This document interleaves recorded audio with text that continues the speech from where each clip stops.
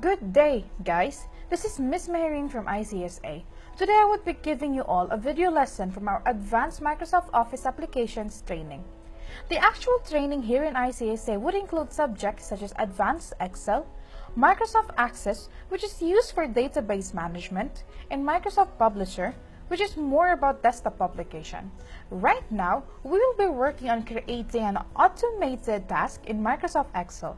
Rather, we will be creating a simple macro from the data given. In this sheet given right now, we'd like to find the final grade given as the scores are right here. The scores are right here, and we'd like to find out the final grade. We would also find the table of reference whose conditions would be used in our formula. Here, at the range F2 to G8, this is our table of reference. So, the function of macros would be that it would record our input and would save it so we can use it in the future.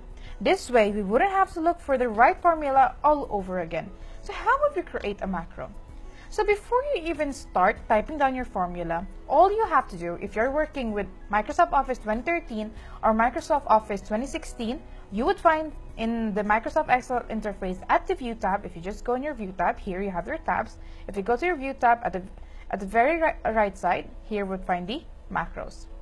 So all you have to do before you start typing down your formula, make sure that you're at macros and you would start recording. Here our record macro, we'll first rename it. So we could rename it to grade calculation. Make sure that you will not give a space in between because it would not accept it as a macro name. Because a macro name cannot have a space in between or any special characters. So here are the shortcut keys. Let us give Control P, and automatically you would see that they have added Shift in between because Control P is a shortcut for print preview. So because we do not want to disturb the default key, we will be working with Control Shift P. So this, of course, this macro would be saved in this workbook. Of course, the description that we would be giving is that it would calculate the final grade for us. Okay? So, of course, the description doesn't have to be this short, but let's say you're creating another formula, so you would at least know what is the formula for. And just press OK. So as you can see, it's already started recording, and here you can see that there's the stop recording. You will only stop recording when you're done typing down your formula. So let's then start. The formula we would be using here is the if formula, because the if formula is more into giving you conditions that if conditions would pass, then the factor that you would give will come into place in the cell that you have chosen. So if, open parenthesis, we will choose C2, or you can just directly type C2 is greater than or equal to 95 as given here in our table of reference, equal to 95, then the final grade is going to be excellent. If C2 is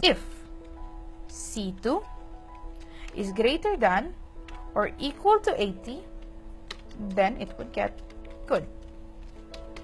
If C2 is greater than or equal to 70, then it's a satisfactory grade. If C2 is greater than or equal to 60, then it's more of a passing grade. Although, if C2, which is your last condition, is less than 60, then it would be a failure. Now, we have open parentheses here. Let us count how many parentheses we have open. We have 1, 2, 3, 4, 5, 6. So this 6 times that we have opened the parentheses, we will have to close it now 6 times as well.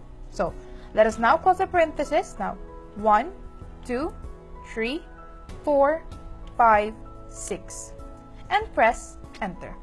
There you have your final grade. And now at the macros, we'll go back to macros and go for stop recording. So if you would like to run the formula here, instead of typing it down again, you could go for the macros again right here. Go for the macros, view macros. Here you have grade calculation, and just click simply here at run.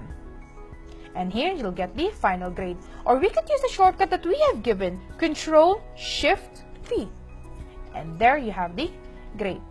So of course, if I was working with the same sheet, I could always autofill it at the same time. But why would we be creating a macro? This is because if you would be working in another sheet or another workbook, then you wouldn't have to type it down again. This way, all you have to do is type down the shortcut Ctrl-Shift-P and you would get the final grade. Okay, I hope that this video tutorial was very helpful so that you would understand more about our macros. If you would like to learn how to edit your macro and work more about its database, then join us here in ICSA. So call us now at 5009-5186 and look for Miss Mehireen. Again, call us at 5009-5186 and look for Miss Mehireen. We're located in Kuwait City, Maliyah, Panasonic Tower, 8th floor. So we hope to see you soon here in ICSA. Thank you.